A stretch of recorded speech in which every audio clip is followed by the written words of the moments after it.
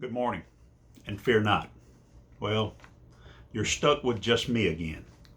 Uh, Declan had to go back to school, get a little bit smarter, learn a little bit more, and I'm proud of him and happy for him. I know how excited he was to head back. I know how much his mom cried, but I am glad. I know he's experiencing and growing, and y'all continue to pray for him. But listen, I hope you've had a fear not week so far.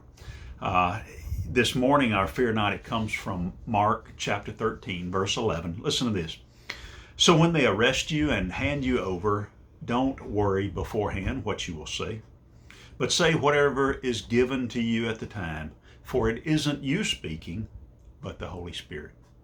Listen, Jesus is preparing his disciples for what's coming. Jesus is telling them that there is coming a time when it's going to be tough. It's not going to be a bed of roses. He's going to be gone, and they're going to be here, and they're going to have to carry on. They're going to have to continue to proclaim his message. People aren't going to want to hear the truth. But listen, the gospel still needs to be proclaimed. Jesus is telling them to fear not what you will say. The Holy Spirit will give you the words. Does some of this sound familiar to maybe some of the things that we're dealing with in our society today? Listen, people are looking for truth, but when you present the truth to them, because it does not fit into what they're looking for, they don't want to accept it.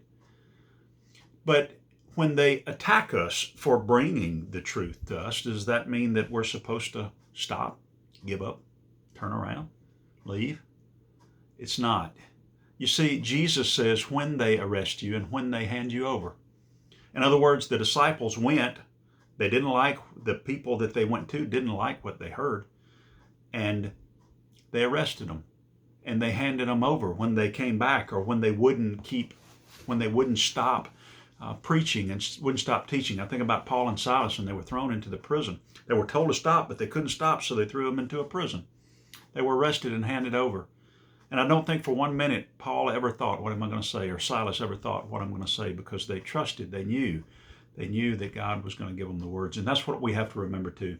When we take the truth, when we take the gospel message to a lost and a dying world, what we have to remember is that when we're attacked, when we're arrested, when we're handed over, don't worry about what you're going to say. Jesus Christ himself says, fear not, for it isn't you speaking, it's the Holy Spirit. Listen, as you start this Thursday morning, remember this, fear not.